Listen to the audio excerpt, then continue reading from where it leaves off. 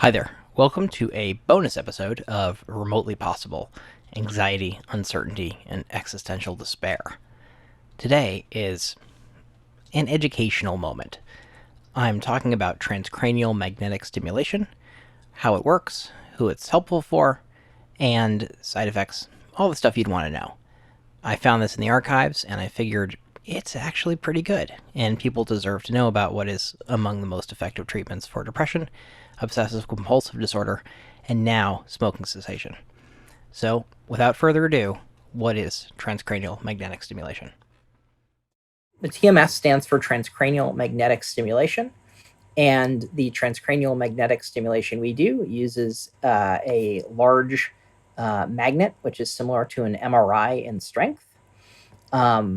But it's positioned in a helmet and put on your head so that the changing magnetic field can make your neurons fire in your brain. And so it's a way of changing how your neurons in your brain are firing without doing any physical intervention. It used to be to get into the brain, you had to cut something. Um, and this just uses, basically Faraday's law, the same principles that let us have, electric motors and all the wonders of the modern world, let us change how neurons fire in the brain. And neurons, when they fire, whether they were forced to or not, learn how to fire differently. And so it's a way of teaching neurons in specific parts of the brain to fire together, and neurons that fire together wire together. Exciting enough, people? Yeah, I thought so. It's a non medication treatment for depression and obsessive compulsive disorder, and now smoking cessation for people who've responded to nothing else in some cases. And with remission rates that are measured as remission rates, not just response, like 50% better, but like when your depression is over, it's a really exciting treatment to have available. Let's learn a little bit about how it changes your brain. Neurons fire changes how we think and changes how we feel in ways that we've learned can be treatments for mental illness. If changing your brain sounds scary, I came up with a metaphor, which makes it sound a lot less scary. Look at that. A reflex hammer. With a reflex hammer, you hit someone's knee in a certain part, and that triggers a nerve to fire, and then something happens as a result of that nerve firing, which in the case of hitting your knee Is me knocking over a plate, and in the original version of this recording, your knee goes up when you hit it with a reflex hammer. Come on, people. Has no one been to a pediatrician? Okay, let's keep going. with the giant reflex hammer that can pass through the skull of a magnetic field, it induces in your brain an electric current in a wire, and that wire is the axon of your nerves. So it's like a reflex hammer for your brain. Except there's no, I mean, actually, it does hit. So that's also true. There's a banging sensation because as the magnet has electricity go through it, it actually heats up a little bit and then cools down very quickly. And that makes it expand and contract. And that's why we feel the loud banging sound of an MRI or of a TMS machine. And it's actually why you can actually feel it hitting your head, because the coils are flexible to better kind of fit your head. And so they're a little floppy. It's like there's a ghost interviewer, or I'm interviewing myself. How self absorbed. Oh, and what do you think of this? Well, let me tell you. Ugh. Okay, enough silliness. How do we figure out what dosage of energy to give you? Well, I'm about to explain. Listen on. Through we measure how much energy to give every day, looking for something called the motor threshold, which is defined as basically the minimum amount of energy necessary to make a certain part of your body move half the time. So we find how little energy to give you, and then we move the helmet into the position of delivering that energy not to the motor cortex where we can see a movement evoked, like a reflex hammer, but we move it to a part of the brain that controls certain thoughts or feelings. And then you set it to a power, which depends on what you're trying to do. And that power is delivered through repeated pulses. So R, repetitive transcranial magnetic stimulation, and deep transcranial magnetic stimulation are both repetitive. They're both RTMS because they happen repeatedly. It's not one pulse, it's several. And the pattern matters, the position matters, and the power matters. So there are a lot of factors in TMS, but like, I don't really care if I'm just a person. I just want to get better. What does it feel like? Okay, that's next. Hummingbird banging on a baseball helmet you're wearing, or a woodpecker banging on a baseball helmet you're wearing. Some people find it painful in the beginning, but almost everyone finds it tolerable. And it gets better. The first time is always the most annoying. It's probably a better word than painful, because it's not pleasant, but it's also like after the first couple treatments, not painful. And of course, we can start at a lower power so it's less uncomfortable and get it to move up as people get used to it. So there are adjustments for your comfort. It's like starting a medication at a low dose to get used to it. Same thing. Well, that's understandable. How long are these treatments? Like, are they forever? Yeah. Wait a minute. They might not be. There's a variety of times that it takes. Well, give me the short one. 2 minutes or 30 minutes, depending very much on the kind of treatment. The average session is anywhere between 160 seconds, 8 minutes, and 20 minutes. So the standard OCD treatment is 20 minutes.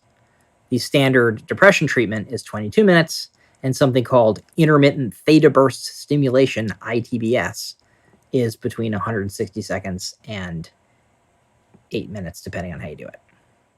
This all sounds kind of like magic beans. Are you sure the FDA is okay with this? Yeah, it turns out they are. Since 2008, for major depressive disorder that was resistant to other treatments. In 2012, deep transcranial magnetic stimulation using what we call the H coils, which is the machines we have, made by the Brainsway company, which is a patent actually owned by the US government, was approved by the FDA for major depressive disorder.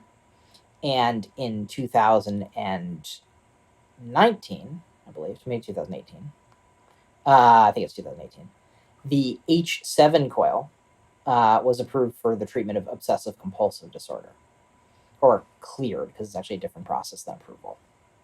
That's inside FDA baseball. But we have randomized control trial evidence that TMS done in several ways is good for depression, it's good for OCD, and can be done much quicker using intermittent theta burst stimulation, which was FDA cleared in 2018 as well.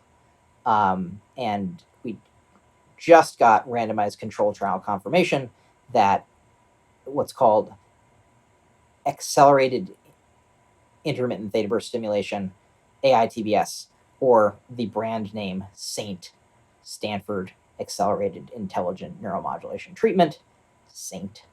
That has a randomized controlled trial behind it too, but does not yet have an FDA clearance because that takes time.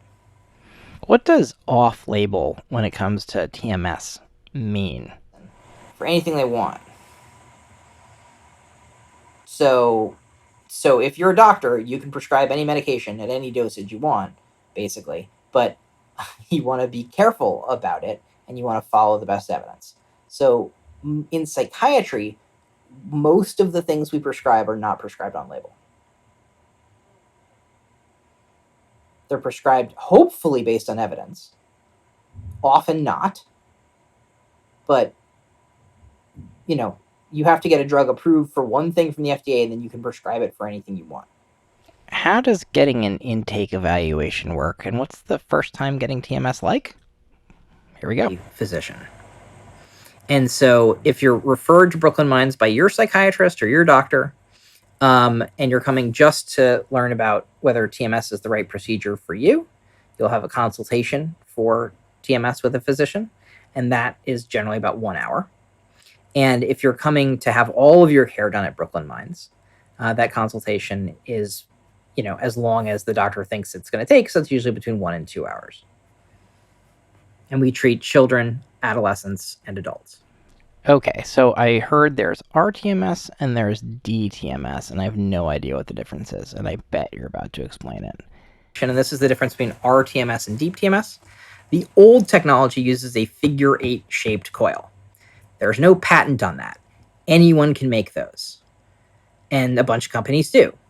The problem with it is it misses the spot a lot of the time. And so, because of the high rate of missing the actual target that would be helpful to people, we chose to use the brain sway devices instead. Because the H coil brain sway machines, the deep TMS, we use instead of figure 8 coil TMS because it doesn't miss. So wait, is TMS a thing for depression, or is it like a more general thing? So TMS is equivalent to saying medicine. And Prozac is a specific type of medicine, which would be equivalent to a TMS protocol. So you meet with a physician, they assess your symptoms, they review your records, and they discuss the risks and benefits with you, and that's how you decide if you want to do this. If you do decide this is the right treatment for you with the consulting physician, your first session you come in, and that one is a little bit longer because we do something called brain mapping. And our technicians are trained to find using moving the helmet and the focal point of the magnetic energy around, find the right spot in which to measure how much energy to give you, measure that energy, and then deliver the treatment. After that first time, we don't have to find where to do it again. We already found it the first time. But every day we give you treatment, we measure how much to give, which is not the standard of care at other places. They measure at the beginning of treatment, and that's about it. Maybe once a week if you're lucky. We measure every single day because we find it increases safety. And that was our whirlwind tour of transcranial magnetic stimulation, what it's like to get it, what's involved in the evaluation process, and some of the evidence behind it. I hope it was helpful. Remotely Possible is a show made by, and in some ways for, the team at Brooklyn Minds and our sister company Sphere. My name is Owen Muir, and I am a child, adolescent, and adult psychiatrist, and this show is dedicated to all of my patients who have been brave enough to get this treatment, and many, many of whom have gotten a heck of a lot better. Thank you so much, and we'll see you next time. Just on the web at www.asksphere.co for our business-to-business offerings, and at www.brooklynminds.com for our clinic.